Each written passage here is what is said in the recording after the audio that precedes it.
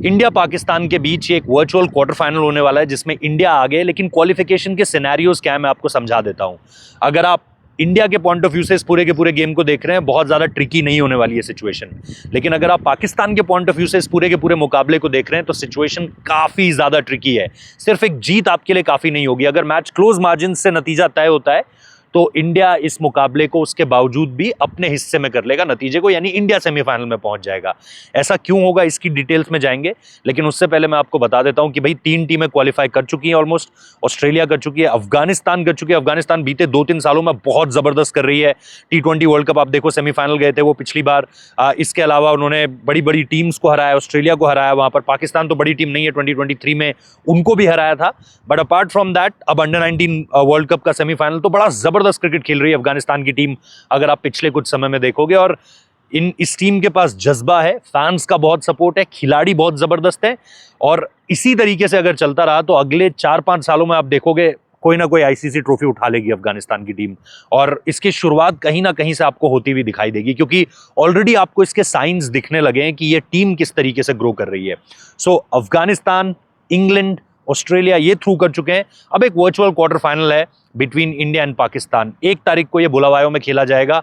और विकेट उतना आसान नहीं है बैटिंग के लिए। अगर आप देखोगे, यस, पिछले 4-5 दिन से बहुत अच्छी धूप निकल रही है, तो बल्लेबाजी के लिए विकेट थोड़ा सा फ्लैट हो गया होगा। अदरवाइज बॉलर्स के लिए बड़ा जबरदस्त था। अगर आप ये जो मोस्ट विकेट्स वाला कॉलम होता है ना इस टूर्नामेंट में, देखेंगे सारे फास्ट बॉलर्स हैं, क्योंकि बहुत असिस्टेंस मिल रहा था, बारिश थी, कंडीशंस बहुत जबरदस्त थी, तो उसका बड़ा सपोर्ट मिल रहा था। अब थोड़ा सा बैटिंग के लिए भी ईजी हो गया है। बट शुरू करते हैं कि क्या सिनेरियोज हो सकते हैं। पहले पाकिस्तान से शुरू करता हूं, पाकिस्तान कैसे पहुंच सकता है, क्योंकि पाकिस्तान के लिए बहुत ट्रिकी है सिचुएशन, इंडिया के लिए सिंपल है सिचुएशन। तो पाकिस्तान को जो है बैटिंग पहले करे चाहे बाद में करे, सिचुएशन जो है वो थोड़ा कहीं ना कहीं थोड़ी आसान दिखेगी, कहीं ना कहीं थोड़ी मुश्किल दिखेगी। अगर पहले बल्लेबाजी करते हो, 300 रन 325 रन लगाते हो, जिसके लिए उनकी बैटिंग को चलना पड़ेगा तगड़े तरीके से। समीर मिन्हास के ऊपर पूरी की पूरी जिम्मेदारी होगी। यस, बैटर्स और भी हैं, जहूर भी हैं ऊपर। फिर आप देखोगे आपके पास एक डेप्थ है, लेकिन जैसा मैंने कहा, अगर आप इस टीम में किसी एक चीज को इनकी ताकत चुनोगे, समीर मिन्हास को माइनस कर दो तो इनके पास बॉलिंग है इनकी ताकत, जहां पे शुभान है इनके पास, एंड देन अली रजा है इनके पास, जो कि टॉप 5 विकेट टेकर्स की लिस्ट में टॉप 5 में हैं, जो कि तो बढ़िया गेंदबाजी कर रहे हैं। और अली रजा का हमको पता है 4 विकेट लिए थे वो एशिया कप फाइनल में, 171 मारा था अगर मैं गलत नहीं हूँ इसने, समीर ने। तो ये कहीं ना कहीं एक फैक्टर्स होने वाले हैं जो थोड़ा सा आपकी सिचुएशन को खराब कर सकते हैं। अब पाकिस्तान अगर 300 सवा 300 रन लगाता है तो उसे 80-90 रनों के अंतर से जीतना है।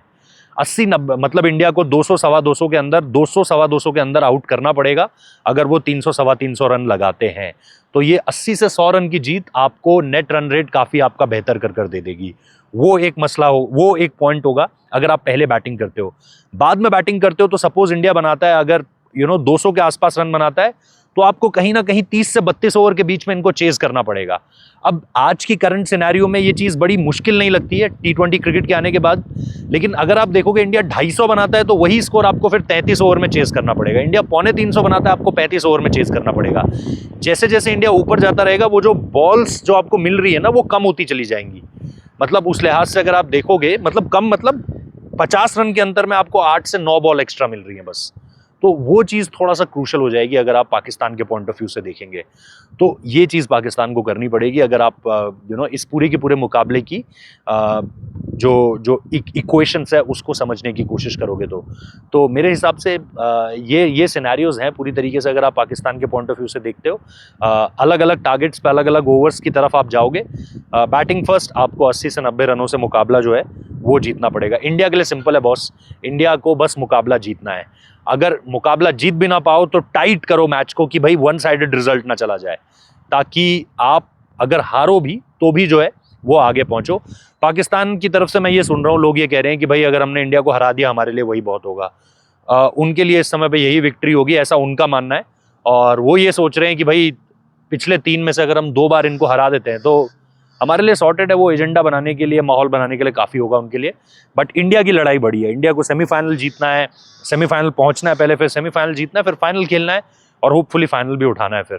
तो देखते हैं, जो भी होगा आपको रिपोर्ट्स मिलती रहेंगी। मैं यहाँ बुलावायों में हूँ, जिम्बाब्वे में, अंडर-19 की कवरेज कर रहा हूँ, तो आपको डिटेल्स देता रहूँगा। जुड़े रहिए, लाइक शेयर सब्सक्राइब कर दीजिए। Thank you so much.